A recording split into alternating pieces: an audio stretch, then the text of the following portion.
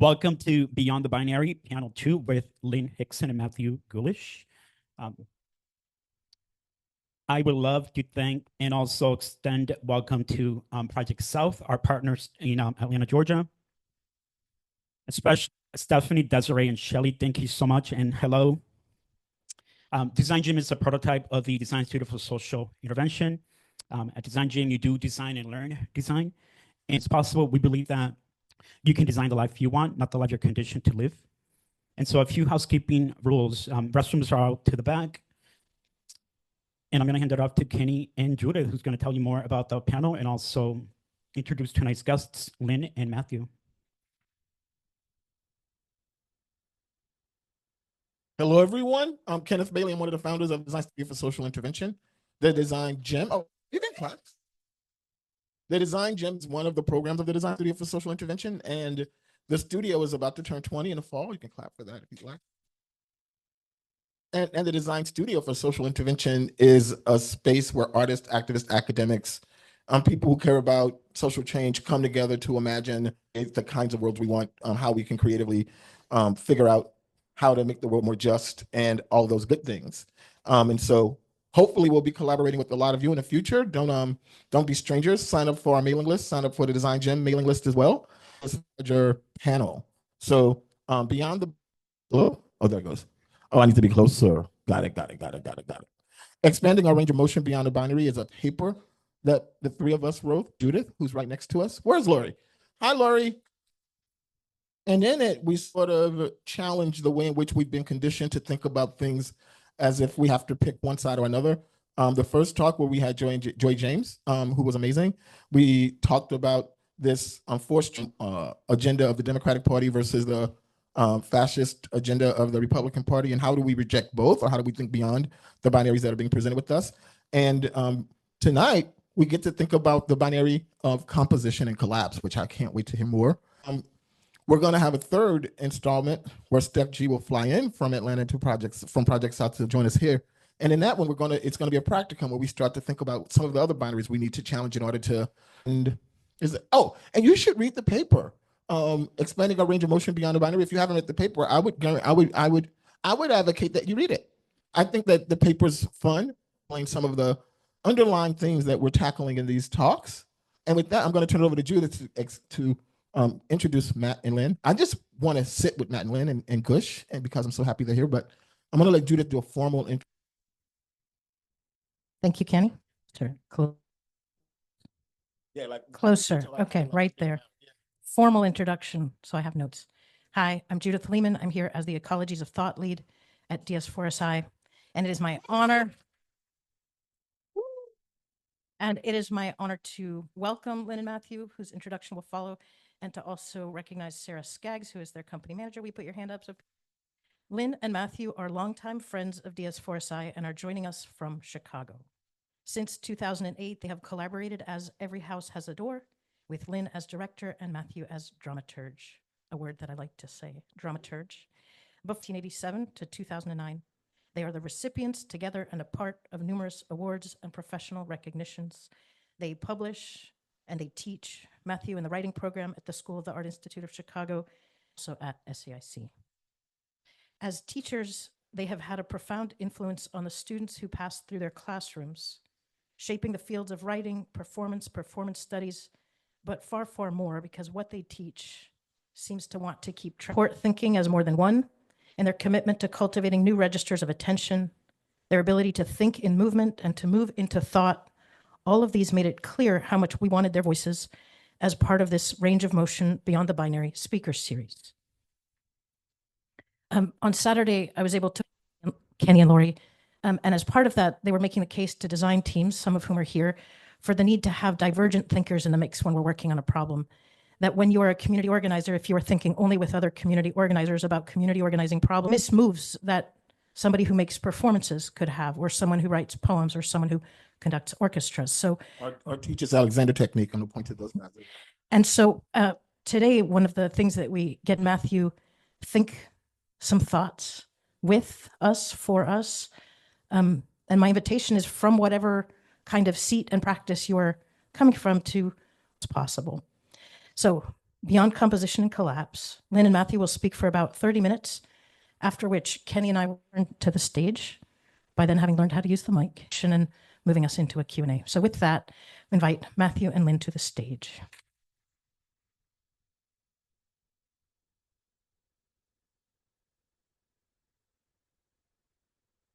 This one.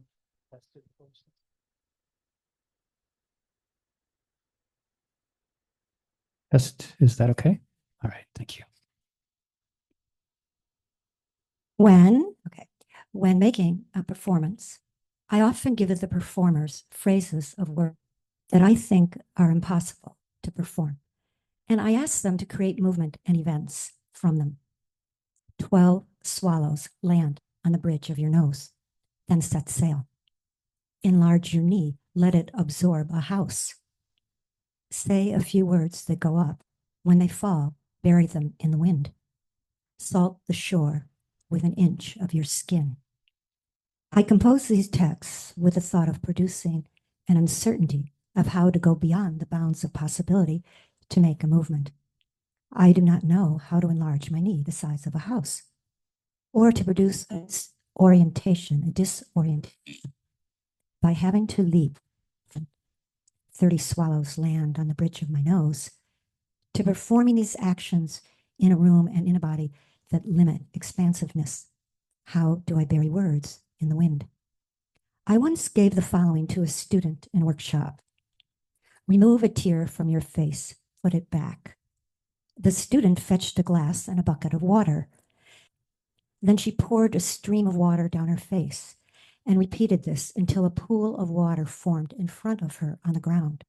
She placed the glass of water next to the bucket and dipped her hand in the pool of water, lifting the liquid to her right eye.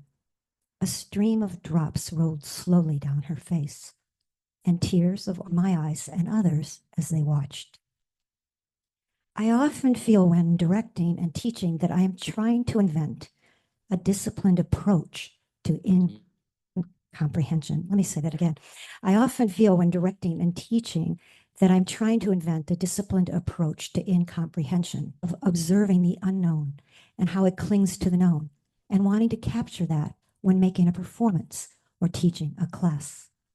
If I had to make a list describing why tears formed in my eyes while watching the event of the student, I glimpsed the impossibility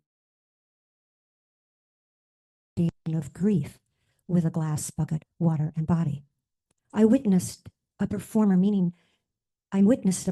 allowing meaning to gallop alongside her rather than a performer exerting pressure to control it. I witnessed a performer resisting generalization and instead captured of the ordinary. I was present to a body in relation to water, buckets, tears, and all of us witnessing. With every performance project in every house has a door.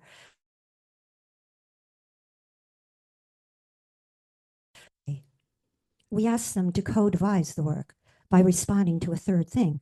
For example, the Barbary lion, who was hunted to extinction in the 20th century. Thirdness, along with the process of unknowing, is an essential dynamic with its emphasis on creative permission and a sustainable ecology. Individual, but stepping alongside others and other things in order to be in relation. What exceeds the group when coming together, what is more than us, becomes the performance. The challenge then comes and open to the unknown. It is a delicate ecology. This process of the more than continues with the arrival of the audience and the amplification it brings with it, keeping the performance in motion, opening it again to the unknown. The philosopher Baruch Spinoza defines a body not by its properties, to be and to feel. The expression of those powers is joy. It is an embodied experience of expansiveness. This liveliness happens in, with, and through others in relationship, because what we discover in ourselves through others is much greater than what we discover alone. It is through a more than and other than what we've been. But times are urgent, says Bayo Kamalafe. let us slow down. Recently, when I stared at this image, I think all of you have this image. Recently, when I stared at this image with the accompanying words, festina lente, which means make haste, slowly, the thought of slowing down was not the first thing that occurred to me. Something else happened. A slow moving animation uncoiled in my mind. I saw a hare that looks like a rabbit and a snail moving the opposite direction toward the hare. A middle opened up between the hare and the snail, and in that middle, the hare and snail spun together around and around in a disorienting spiral. Clearly, this was a projection on my part, a visceral description of the spinning physical field, spinning round and round with the inability at times to focus. The poet Lynn Haginian invented something similar to my projection with her accordion sentences. She described her grammatical device as having solid handles, a clear beginning and end, but with a middle that is pleated and flexible, material that is charged with various and sometimes even incompatible emotional tonalities. These emotional tonalities, she says, make it impossible to say with certainty that one is happy, for example, just as they make it impossible to say that one is not. That is, one is never solely happy. I mean, of course, a forest in which we are bewildered, run wild, or dwell like Robin Hood, outlawed and at home. Here it is again, neither one thing or the other, making it impossible to state things with certainty. Uncertainty clings to certainty, a cousin to the unknown, clinging to the known. There is an idea by the theologian Walter Brueggemann, who is an Old Testament, and that human beings regularly find themselves in one of three places. One of orientation, in which everything makes sense in our lives, one of disorientation, in which it does not, or one of new orientation, in which we renew trust and confidence in our lives. I relate to this particularly with the making of a performance. We come into the process with starting points that have some sense of logic, disruption, until we come to a point of disorientation and not understanding what we are making. We then keep traveling until we discover a reorientation, and that becomes the performance. Except, of course, nothing is that simple or orderly. And that is where I find the accordion helpful. We do begin with a deliberate process of bewilderment and uncertainty.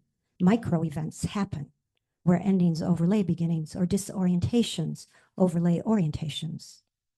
The poet Jay Wright, in the book titled Disorientation Grounding, says, I say again that one must and be capable of such boundless deviations that you might forget your name or your purpose and go lightning quick through a keyhole you take for the eye of God. To me, these words sound like an embrace of bewilderment and connect to the word disorientations in the title. But next to that word disoriented, groundings. Could we say as a consequence of disorientation that we ground onto the earth or receive a basic understanding of something greater than ourselves that we take for the eye of God? It might be helpful here to return to the idea of when we go lightning quick through a keyhole, that we don't act on our first impulse, that we first learn to live a stringy existence and be capable of boundless deviations. I turn the wishbone cycle, a trickster narrative of the Cree Nation occupying northern Manitoba, Canada, for guidance. I try to make wishes right, but sometimes it doesn't work. Once I wished a tree upside down and its branches were where the roots should have been. The squirrels had home. One time it happened that way. Then there was a time, I remember now, I wished a man upside down and his feet were where his hands should have been. In the morning, his shoes had to ask the birds, how do we fly up there to get home? Once it happened that way. Here in the world and logic of Swampy Cree, with upside down trees and shoes, conceptualizations of time and space intervene into linear thinking, and a learning is created that moves out beyond the learner, beyond the individual, and onto the earth itself. Enlarge your knee, let it absorb a house. Say a few words that go up. When they fall, bury them in the wind. Salt the shore, with an inch of your skin. When I read the invitation's proposition of a deep, keep talking. When I read the invitation, it's cutting out. When I read the invitation's proposition of a deep connection between can't think and can't move, its proposal of a necessary response taking the form of revisiting. This one's cutting out too. Okay. Okay. Right. Okay. Just keep talking. I'm just going to keep talking. When I read the invitation's proposition of a deep connection between can't think and can't move, necessary response taking the form of revisiting binary relations, such as possible welling up, reconfigured out of impossible, as Lynn has described.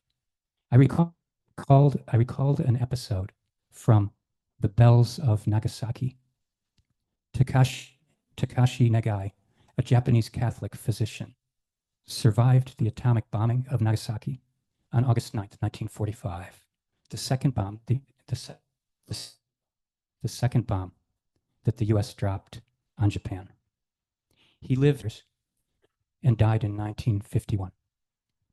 He finished writing The Bells of Nagasaki within 1 year of August 9th, 1945. In it, he deployed different points of view drawn from conversations with his colleagues to describe the moment of the blast at the medical school. The first year students were quietly taking notes. Their ears were not yet accustomed to the sound of the Latin words used in the anatomy class, but they were beginning to feel like full-fledged words of the professor, and proudly wrote horizontally in Roman script. Then the sudden flash, total collapse of everything. The professor had not even time to pause in his sentence. The students had not even time to raise their heads and look around. Just as they were sitting attentively in the classroom, they were crushed beneath the heavy roof. Fujimoto, the class president, found himself caught under.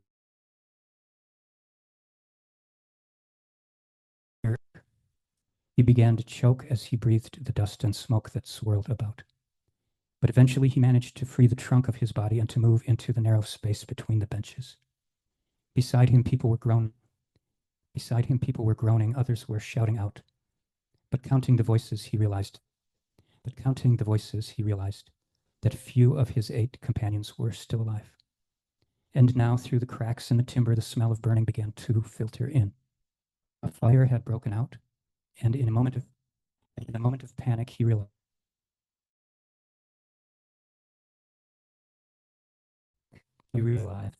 that he had to work fast if he was to survive. He tried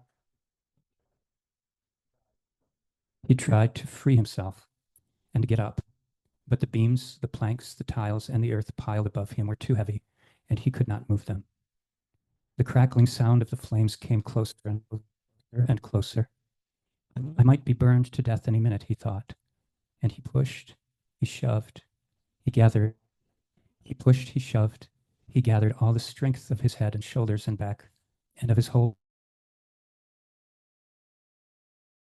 to make such calculations here. The wind blowing through the cracks and the debris gradually became hotter, and the reflection of the red flames dancing this way and that became more brilliant. But now, he recalled the words Professor Fusé often addressed to students working for examinations. When you cannot solve a problem, think of the contrary. Yes, that's it. In a moment of illumination, instead of looking at the debris above, he began with his hands to feel the floor beneath. His fingers found a split between the boards. With all his power concentrated in those fingers, he began to pull a board upward. He could do it. With a crack, the board yielded. When the atomic blast had struck the ground, it rebounded, up on the boards, loosening the nails. He pushed his hand down under the board and drew it up. How delicious was the sound as the floorboard separated and the air of salvation rushed in. A second and a third board came away quite easily. And suddenly, Fujimoto fell through the floor to safety on the ground beneath. For many years, I relied on this episode in my teaching. The concept of the contrary, the opposite of the problem, became became a fundamental. Let us define a fundamental as an element present in every instance. Whatever the stakes, however ordinary or extraordinary the conditions, the fundamental remains in common. Enacting the contrary's reversal forces a confrontation with the mind that perceives the problem, which is another way to say that while the problem remains an objective reality, the mind that finds itself contained by the problem constructs the problem's boundaries, its boundedness. The escape of reversal, the obscenity of turning away from the moment and its urgency, risks the mind's reflective ridicule of itself. In all the years that I included this passage in my lessons, it never occurred to me until now that in its vivid description of an escape from the wreckage of a burning building, it describes an escape from a classroom. I never noted the irony for a teacher. Boundaries converge. I understand my intent now as shepherding this episode across the necessary analogical interval from pedagogy to andragogy, that is, shifting the emphasis from the education of the youth to that of the adult, and in this way comprehending it as a guide for complete release from the classroom, a form of graduation. Departing the classroom through redefining its foundation becomes an act of perfecting and a completion that the classroom's lesson made possible. The mind within the problem conceives of the problem as directional. In Fujimoto's instance, up, a conclusion at which one arrives out of habit after being knocked down. The problem with its directionality concerns movement, a statement that reinflects the invitation that brings us together today as adults in the world, trying to learn something about our conditions in these early months of Donald Trump's second presidential term, with its concentric circles of negation and aspirational sadism. As our question concerns movement, an equation between can't think and can't move, it seems obligatory to point out that within the many attempts of this new administration of democracy and the distributions of power, one finds numerous restrictions at the federal level.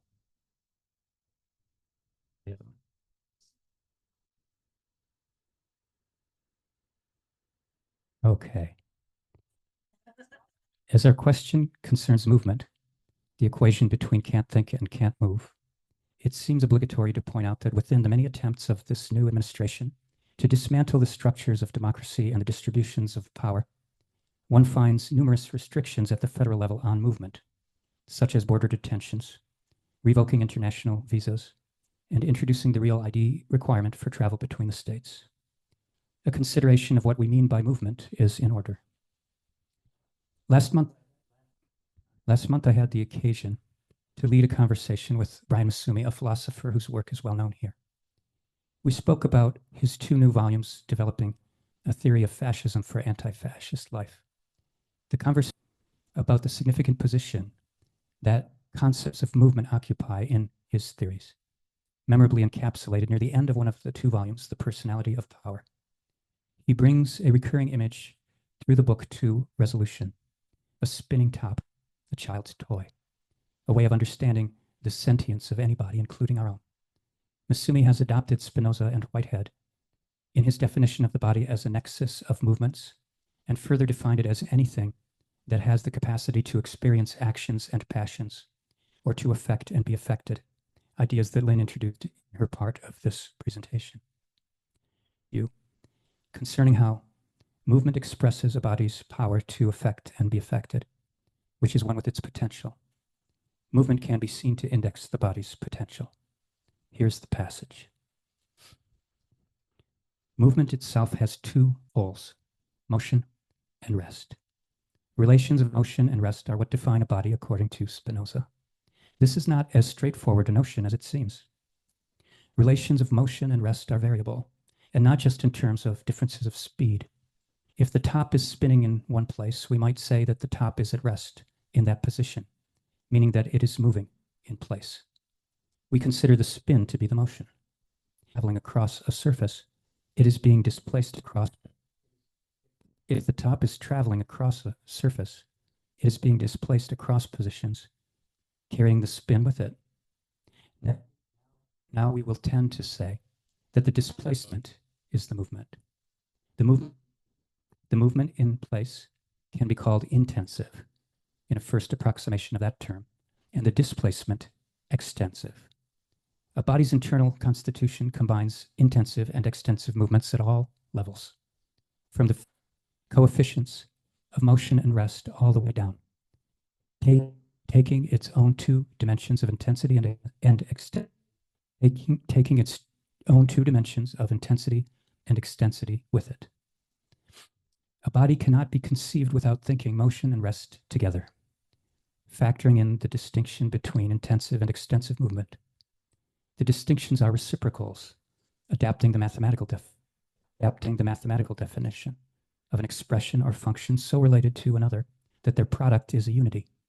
The body counts for one, but its motion and rest, intensity and extensity, are so related as to express their coming together in that unity.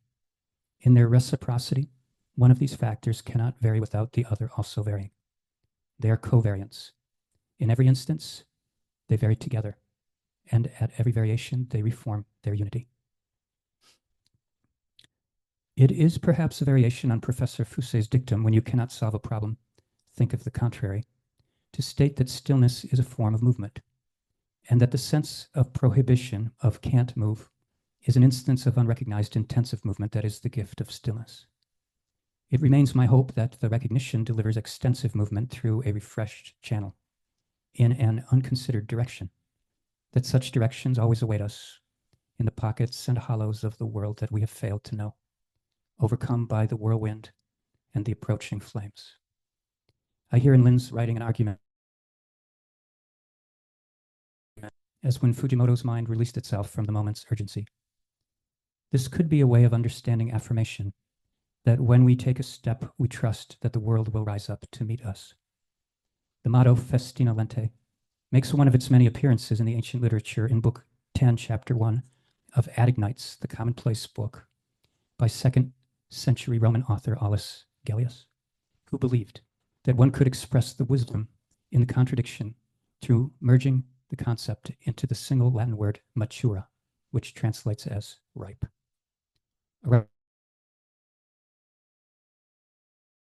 Enantiosis, the contrast of opposites, of which unhappy happiness would be an example. Any farmer will tell you that ripeness arrives slowly and then very quickly passes away. I appreciate the speed with which our hosts extended the invitation to slow down. I wonder whether the destabilization strategy might apply to any binary relation, any instance of enantiosis, such as, for example, question and answer. Can a question exist that is also an answer? A guide question. Certain questions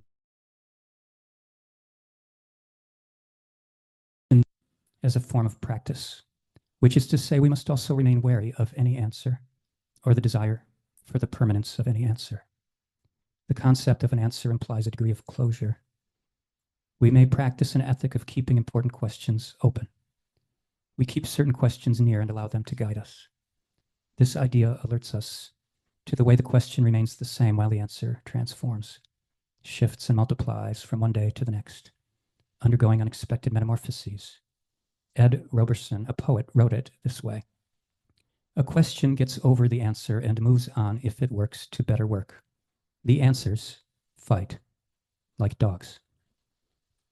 Within the fixity of answer dwells conflict of a certain potential sort, similar to those canine habits opaque to humans that square off sudden and ferocious.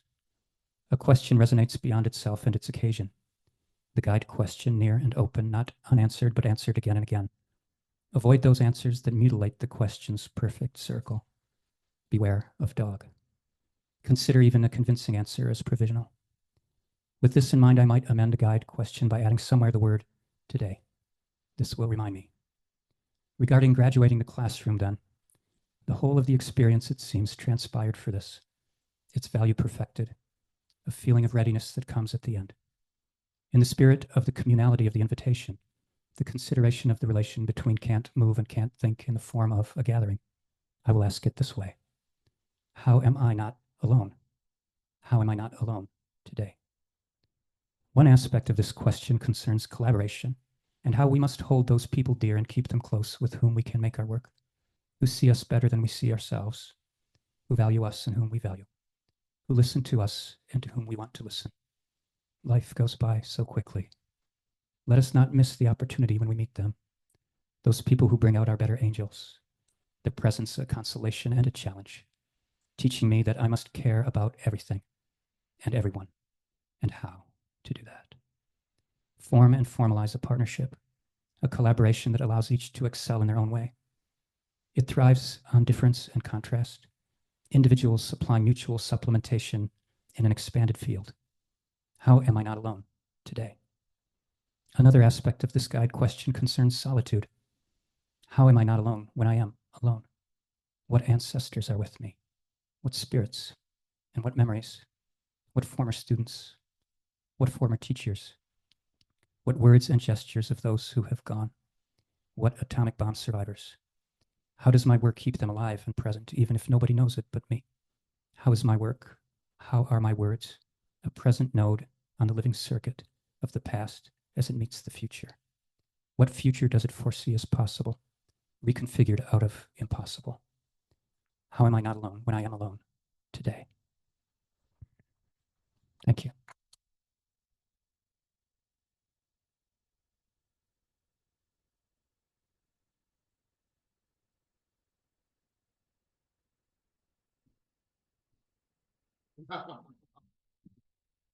Thank you, Lynn and Matthew.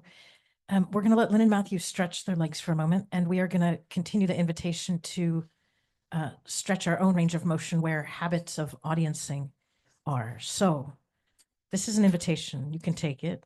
If you're in the front of the room, turn around, look at the back of the room. If you're in the middle of the room, just take a moment and look around and see who's here. And if we could invite you to find somebody that you don't know yet and join them as a partner, and we'll give you a prompt in a moment, but you may need to move seats, but turn so that you have a partner.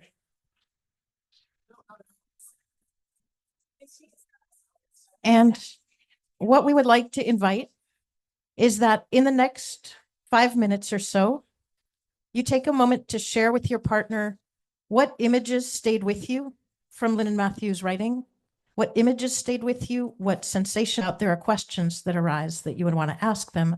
Allow yourselves to get to those, but perhaps let's start with what images stay with you. The form of this is perhaps a way of paying trios if we have an odd number. What images rose for you?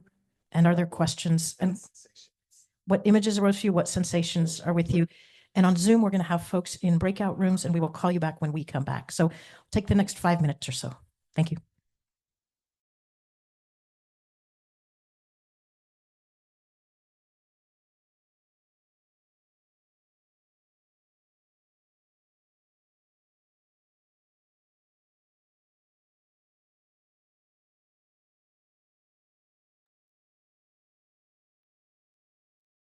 Hello, people of Zoom. Can you hear me?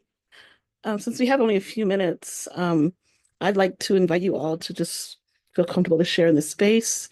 We can also send questions over to the moderators chat, and we'll forward those over. But yeah, I would love to extend the question that was asked just now to you all. Are there any particular images that stayed with you, sensations that have done? I just know that left a powerful feeling in my body, but just any reflections that you want to share. We have a small group here on the Zoom, so I figured we could just kind of share amongst ourselves since there are only about 5 options. Any thoughts, any words, feelings that came up for you? I'm feeling a lot of what Matthew was talking about at the end, and feeling this image of all the people who are here when I can't see them, and that sense of community. And it was a beautiful reminder. It's I don't know what the opposite of a haunting would be in that sense, but it's just the reminder of how many people are around, living and ancestors, is an image that's just populating.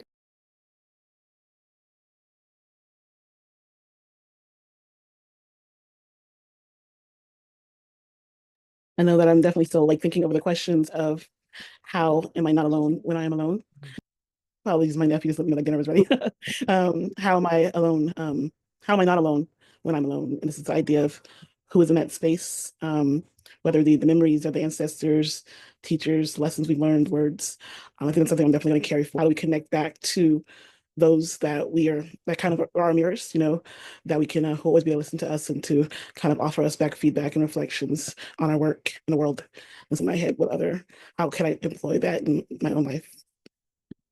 But I also love what you're saying about what is a haunting, but not quite a haunting, but just that piece of lingering, Yeah. Is it the wind? Is it like the wind? The air that's just here? Just thinking about what Lynn was talking about words and just things being around. And just to add to that, thinking about the idea of collaborators and the kind of expansive definition of who are one's collaborators. So not only for projects we do, but the sense in which, in terms of ancestor collaborators, student collaborators, teacher collaborators, right? All the spirits of collaborators, past, present, and future. That's something.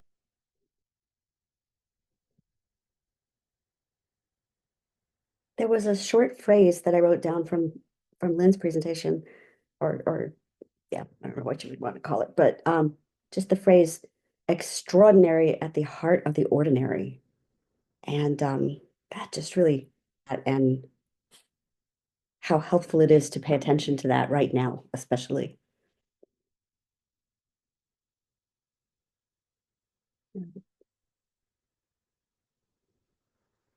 That strikes me too, as was talking kind of about the work with the students, right? And the image of the moving the tear, the scene, remove the tear from your face and put it back. And I was just that moment of just like, yeah, I guess the extraordinary, in the ordinary, right? But the way that was kind of reflected back through the art practice. Mm.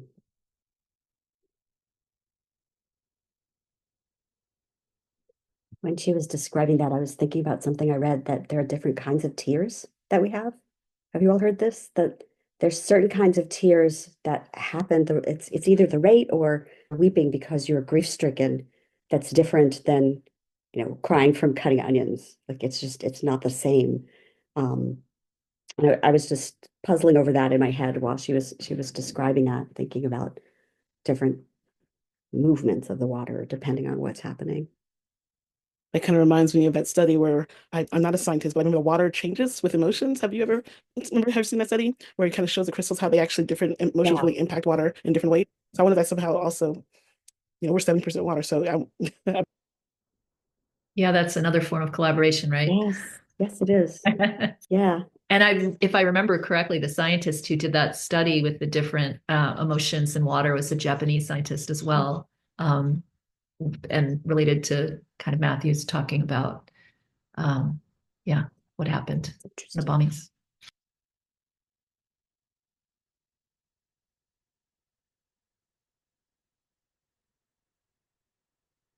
I was also struck by the movement of time in Matthew's going back to the story he's taught so much, that he knows so well, and recognizing something new, that connection to the classroom.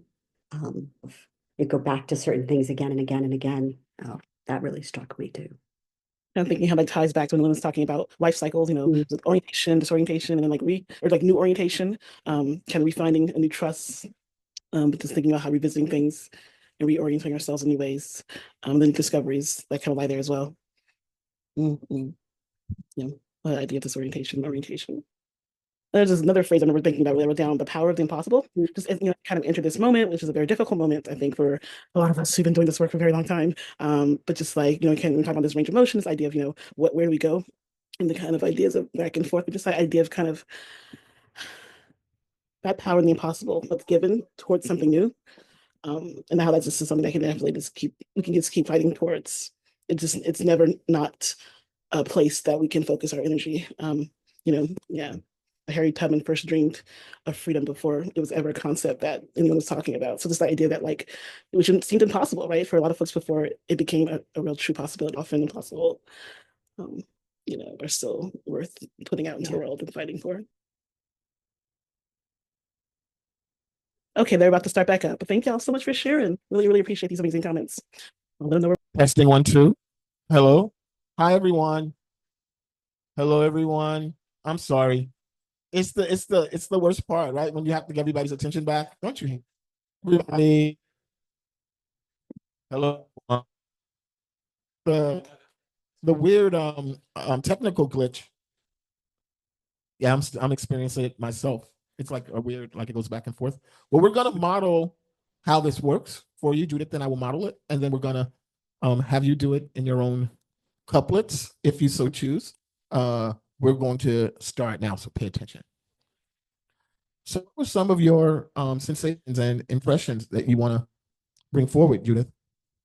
The spaciousness of the knee, that there was room for, when you were talking about disorientation, Lynn, something felt like it had a direction of, can I go along with it? And then when you were talking about problems, I felt like we were turning and facing something. So that sort of, like the prepositional parts were catching my attention. And what about for you, Kenny? Of facing the direction of the problem and having to figure out that if you were to fall into the problem's trap, you would die. And like it feels so resonant to what we're and so that's my answer for that piece. Now we're going to model asking the questions. In modeling asking the question I have is turn around and like grab for a certainty. Like, how do you build the trust in staying with disorientation? And we're going to ask these questions and you may choose to answer them, deflect them, turn them. So that is my question. Kenneth has a different question. And now Kenneth will model asking Kenneth's question. And his question is to you and to us. So how do we find ourselves wanting to fight forward against the wall that's fallen on us, that is fascism, neoliberalism, this cultural context we need to pull up in order to escape the room? Are we supposed to answer?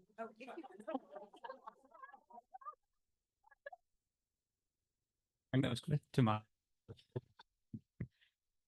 So just to say to you, Judith, you're asking about how do you move forward with disorientation?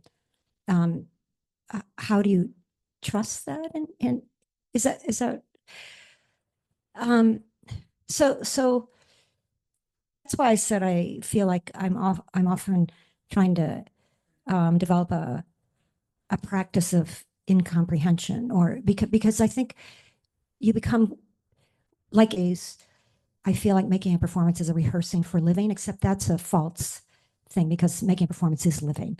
But just to say that for a moment, because the group is that we expect disorientation, or we start to see it as we start to see the merits of being disoriented by not knowing that over time and practicing it in relation to others together. I have to say with so it's a group process that we start to value that. Will land.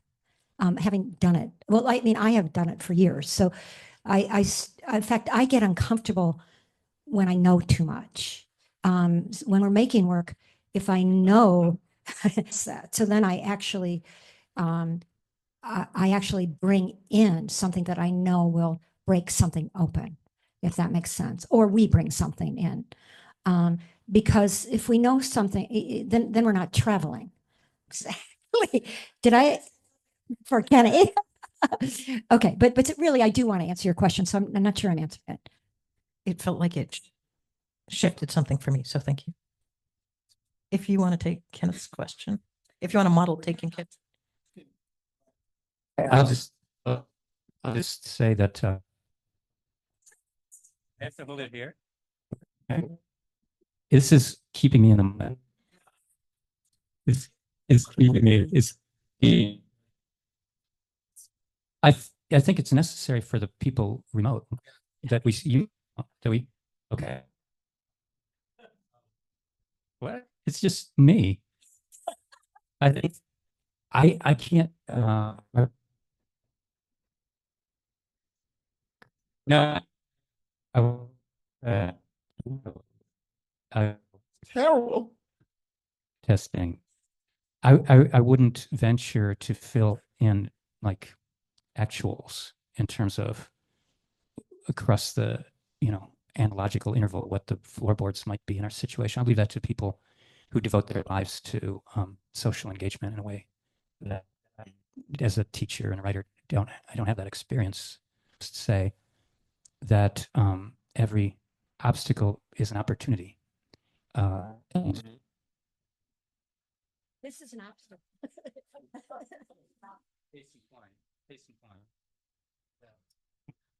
It's not the opportunity that you hoped for or were expect.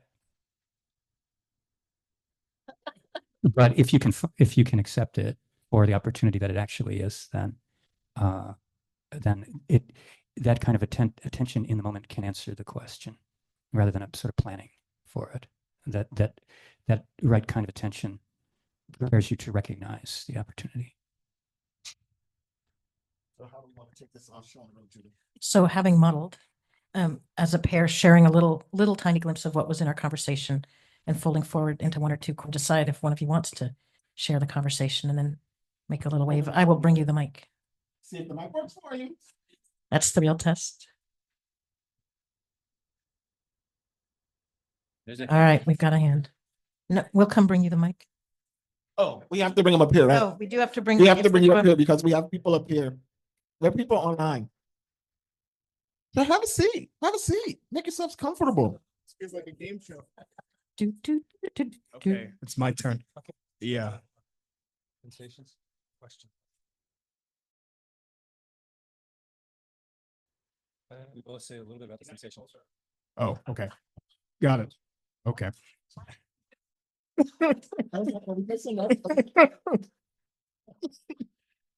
Okay, so the sensation that the talks brought out in me was that of I felt that someone was looking over me, particularly when there was a mention of like, who are your ancestors? And that got me really thinking about my father and his father before him and all of the mothers out there that took care of us, but also of just the circumstances that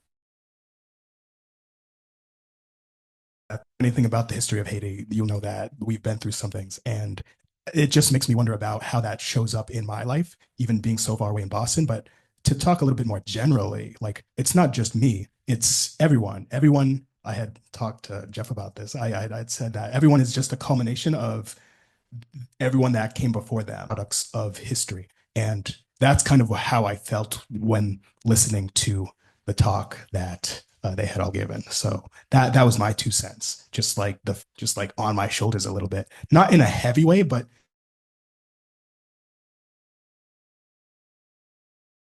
Gemini.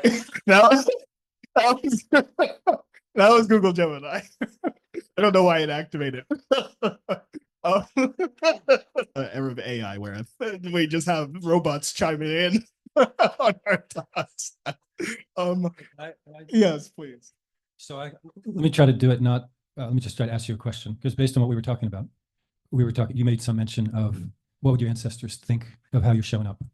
That whole field that flows behind you. We were talking about the who trained who and who taught whom, but that whole lineage, what would you ask of them? That's a pretty good question. Oh wow. I think I would just ask them if I was like doing this whole life thing correctly. I think it's kind of hard to tell at this point. And just I think I would want to know if they had similar experiences to what my like day-to-day was like, or problems with girls or what have you. Just things like that. But also I would ask them like what's the point of everything? Like what's life about? Because I've come to the conclusion in my short, I'm surrounded by people, so I think I'm doing a pretty good job. But like I would want to confirm that with my ancestors, just to be like, am I doing this correctly? That's just me though. So how about you? What would you ask them? Well, yeah, but okay, well,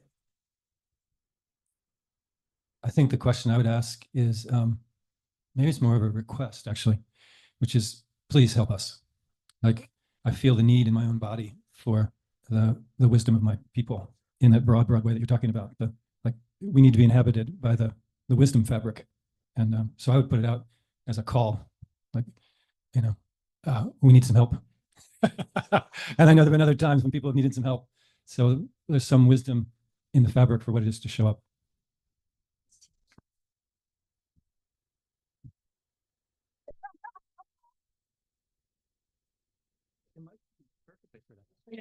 Is it?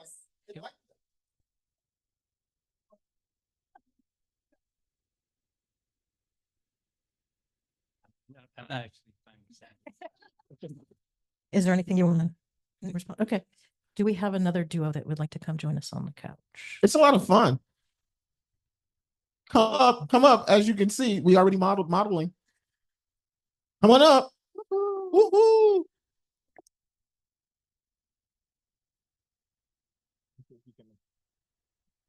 Well, I have the great privilege of living alongside and working with you. So I think you should talk a little bit.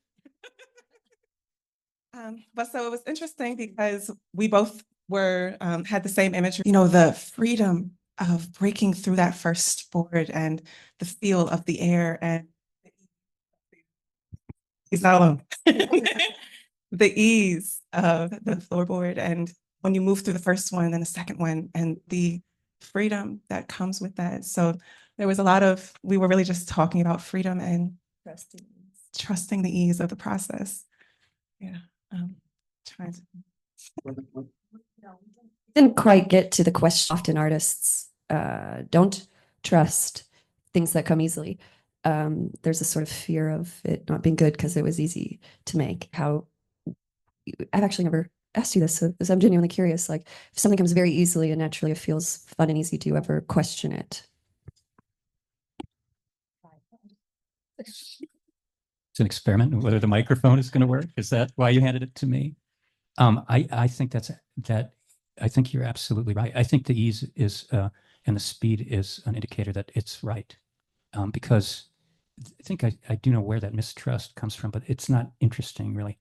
The thing that's important to remember is that that moment is only beginning. It's only the beginning, and committing to it, committing to the channel that is where you're tested. That I think that the hesitation and the mistrust is actually a kind of fear of your calling, or fear of following what you know to be right, and what the discovery has, what's been revealed to you. Yeah. So. And I think with that, I'm seeing a notebook coming up. We do have time for one more if there's a pair that is couplet that is wanting. Yeah. Come up. You have to come up on the mic.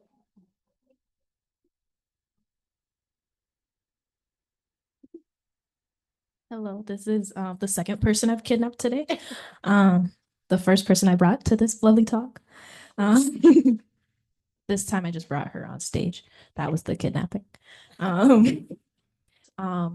And we were trying to connect the pieces of talking about like stillness and movement being like synonymous in a way, depending on like relation to location and how that relates to meditation and also to audience and like nose getting water, like the movement, but all being very still in audience. And I remember when that came up, I had this like intense hunger for movement. I didn't want to sit anymore. I wanted to roll around on the floor, but I did not do that. My neck and like moving my legs in weird ways. But yes, I feel like it would have looked like Summit, like just like a dog on their back. That's what I wanted to do. But so in like the problem and where you can't go, like the contrary, everything in that just made me want to go. And so I was wondering, like, where is that like hunger for you? Where do you feel that like drive and that movement in your lives? You're on the floor. You were the floor. So Lee, it's Lee. So the question, where say to me, where do we feel the drive? Yes, like when you have the problem and that like the point to turn, where is that motive coming from? And where do you see that in your life?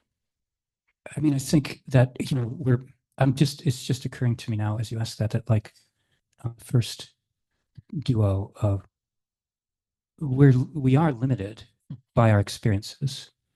So the options of movement that you feel the impulse to undertake, you've done before.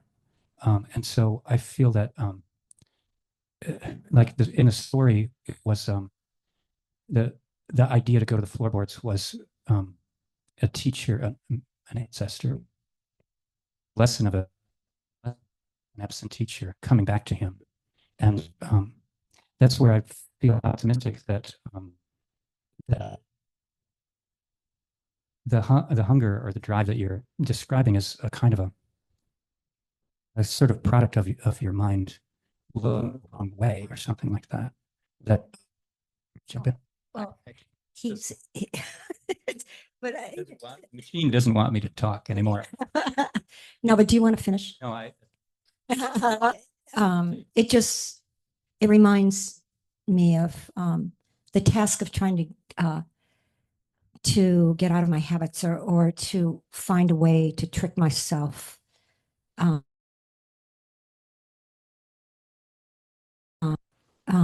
This idea of the ancestor or the teacher or the silent witness that you carry with you, that you know that you're attuned or listening. It's like that you have to. And I think this idea of like make haste slowly. It's so you can get outside of yourself.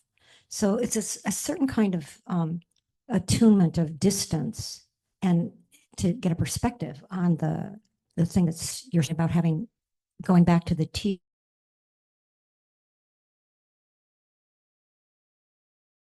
find that there has to be like these processes of getting yourself outside of yourself or getting yourself out of the way. So I think everybody has their own different ways maybe of doing it. Yeah, like that's the form it comes in, is a kind of telling you that you can do this in a way that you've never accepted about yourself before. And on that note, thank you both so much. And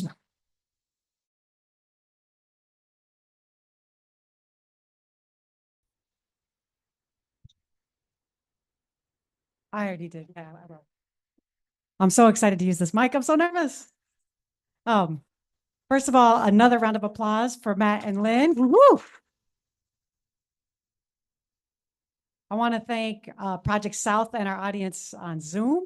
And I want to thank, not to make y'all jealous on Zoom, but I want to thank our resident chef, Carmen Powell, for the amazing dinner. We think a lot about imagination, and I want to give y'all a tip right now. Right now, you're full. So you're going to think, I don't need to take anything home. That chicken, those collard greens, that mac and cheese, take some home tonight. You're going to want it tomorrow. So we have containers. We'd love y'all to take some food home with you, and you'll be glad that you did. Other announcements, expanding our range of motion beyond the binary series. We have one last piece, which they talked about a little bit, Beyond the Binary Practicum, coming up June 27th with Gija Azaglo from Moving Rasa. So don't miss that. Another thing not to miss, a little sooner than that, June 6th, our next Friday Night Life is Kenny Bailey, House Music versus Neoliberalism, including spinning. Beyond the Binary, why House Music versus Neoliberalism? All right, that is June 6th. If you're worried you're not going to remember all these amazing things, don't forget to sign up for our mailing list because we will tell you about it, or check us out on Instagram from 4 to 7. As Anolfo, we are designing the world that we want to live in together. So feel free to come and join us.